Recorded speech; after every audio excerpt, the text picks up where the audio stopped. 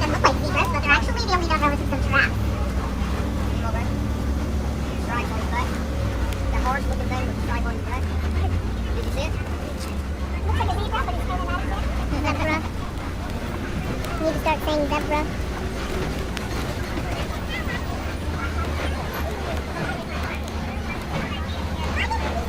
This watering hole acts as a natural gathering place for animals in the area, including some of the more rare species like black rhino. And hopefully we'll get to see one today, because unfortunately there are less than 5,000 of them left in the wild. They can weigh up to 3,000 pounds, and they can charge up to 35 miles an hour. They're pretty much indestructible except in humans, it's only known predator. And that black and white bird to the right is the saddle-billed stork. They're one of the tallest storks in Africa. They can grow to be 5 feet tall with an 8 to 9 foot wingspan.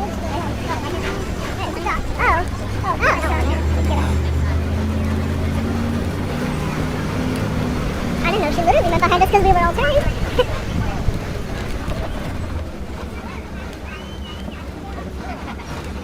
Sort of got the right up. Hooper's right. There's black rhino off to the left.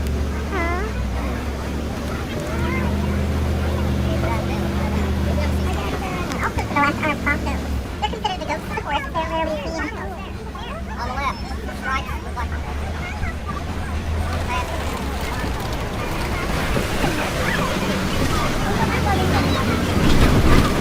Let's head on out to the Salty River and try to find some biolithos.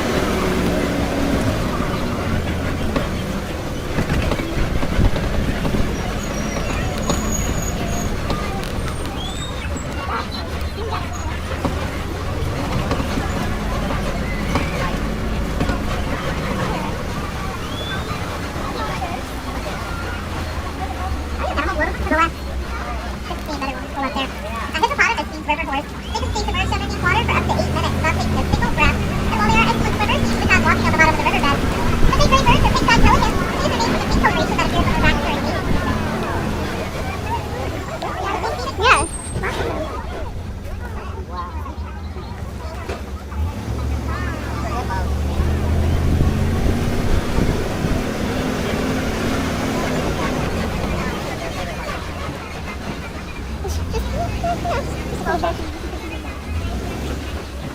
Now this bridge we're going to be heading over looks a little old, but it's going to my job to be seated. And I think you're going to want to once you see what lives underneath it.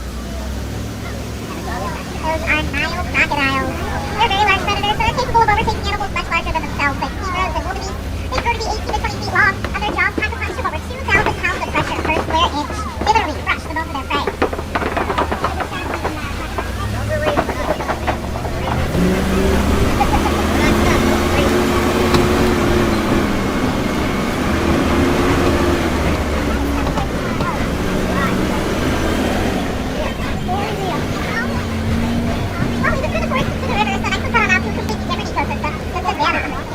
Yeah, that's different. Now this tree to the right is called the baobab tree. It can still water and their trunks can go leafless up to 9 months out of the year, and they can live to be thousands of years old. Is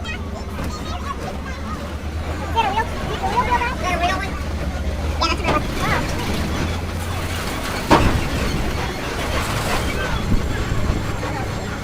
Yeah, there was like this is my favorite view of the entire reserve. These are the Serengeti grasslands. They stretch for hundreds of miles, but are home to migrations and animals like giraffes, lions, and elephants. This is the wild Africa we're all working so hard to conserve.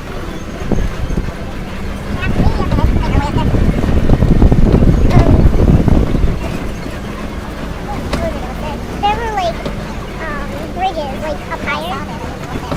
Yeah. Yeah.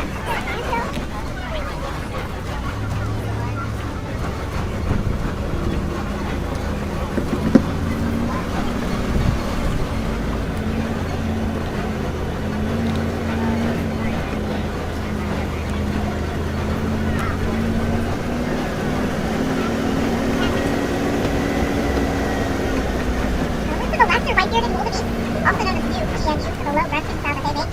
Their yearly migration is one of the largest left in the world. A couple that are really close together. And these coats that we're passing are called termite mounds. Elephants use them as scratching posts, and when they're worn down, smaller animals like antelopes will stand on them to look out for predators that might be lurking nearby. Over here to the right are Ankole cattle, also known as Watusi cattle for the tribe that originally domesticated them. Their horns are 20 inches around at the base, and while they do look really heavy, they're actually really light because they're filled with this honeycomb structure that's made out of blood vessels. They use them as a cooling system.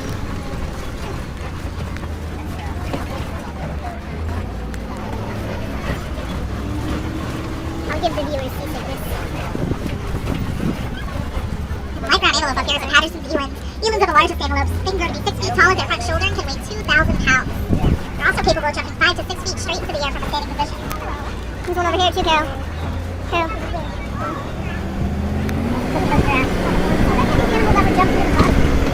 How much are you?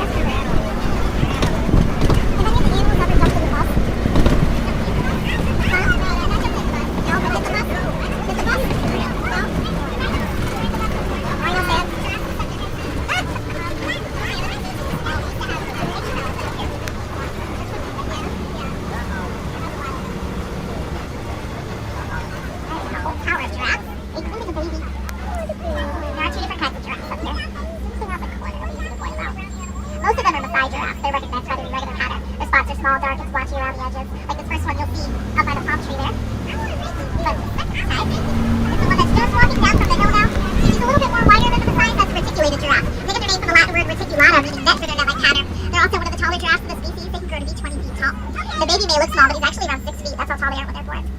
And that gray animal that's just past the reticulated, that's a water buck. They tend to live near aquatic environments. Very quiet and sedentary animals that don't really migrate or travel over great distances.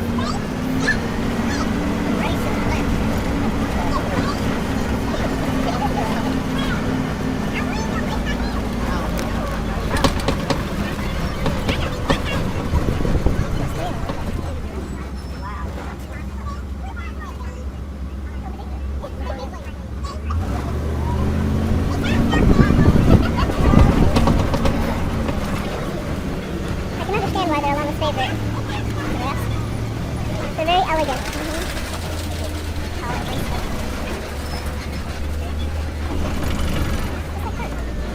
I can finally reach the elephant country. Monkeys. We're going to pull up those, that's all. Also got mandrill monkeys here to the left. They're Africa's largest and most colorful monkeys, known for their red and blue stripes on their noses. You can tell males apart pretty easily because they also have stripes on their hinds and they weigh around 100 pounds. Females are only around 30. That big guy that's sitting up there on top of the rock, the bright white stripes on their nose. But he's probably the dominant male. Dominance is established by how bright their stripes are. Should be able to see the elephants. There he is. Both male and female African elephants have ivory tusks, and they're very social creatures, but females spend most of their time with their babies, whereas males tend to be loners, like this guy. But they live in a small male group.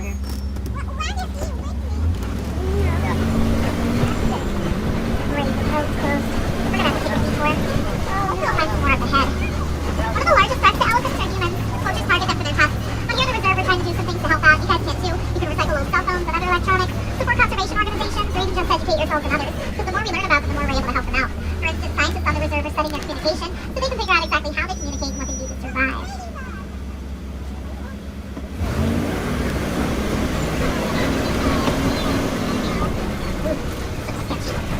Let's drop it.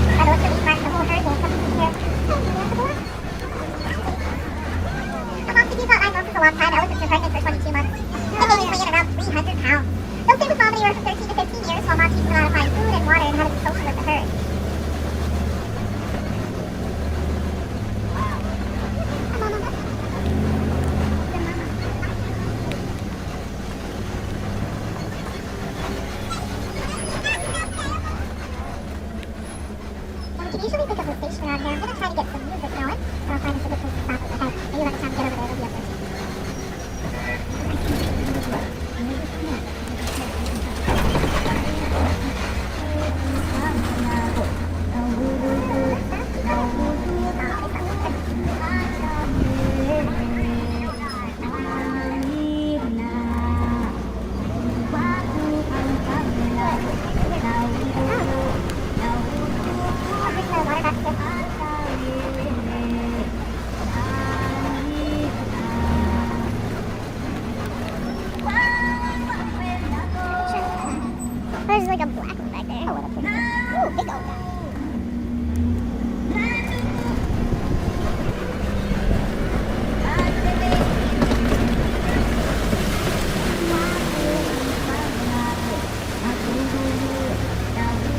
mama.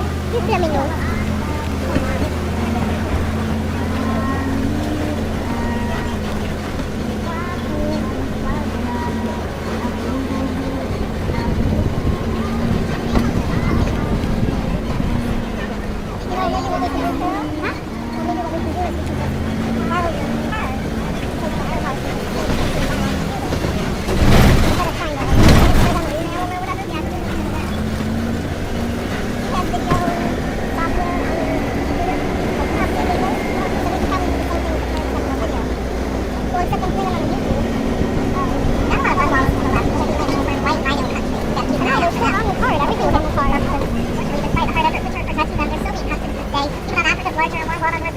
Poachers target them for their horns, which are highly valued on the black market. Sadly, it's an ongoing battle with them because they're well financed. Continue to find ever more sophisticated means of hunting them.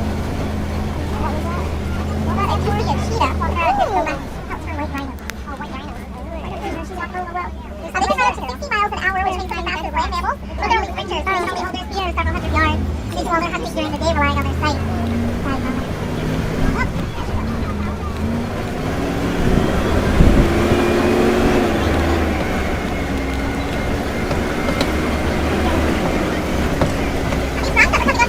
They're a great place to find one of the fiercest cats in the wild. This body, you know what's the bubby? Lions, right.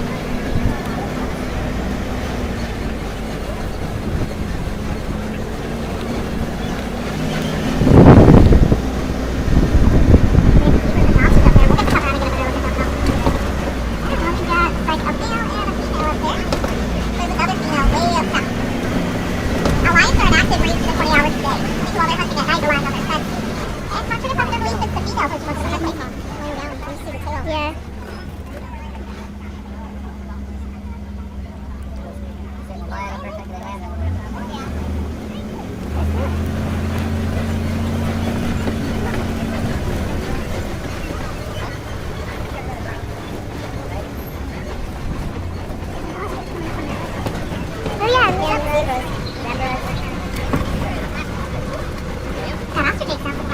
Ostriches do have feathers and wings. They are the largest flightless birds. When they lack in flight, they make up for in speed because they can run up to 40 miles an hour. They also lay the largest bird eggs. They weigh 3 pounds each. Now those are Grant zebras. Zebras are black with white stripes. You can tell that from looking at their noses. And when they're born, within minutes, they're able to walk, and within hours, they can run with the rest of the herd. While they may be